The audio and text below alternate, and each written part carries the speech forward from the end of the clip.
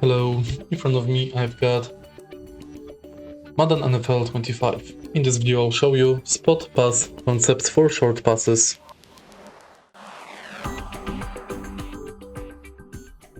Beginning, let's go to spot pass concept in short pass concepts. The spot concept is progression read that can both vertically and horizontally attack a defense. The concept is made up of a corner route, flat route, and a spot route.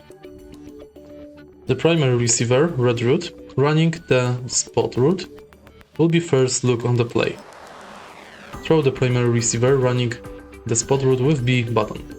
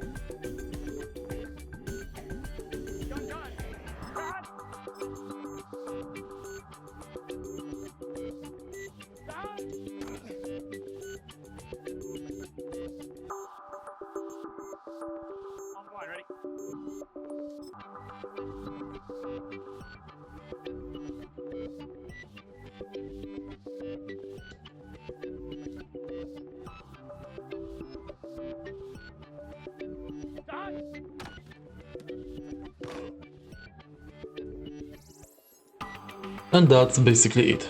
If you found this video helpful, please leave like, comment and subscribe.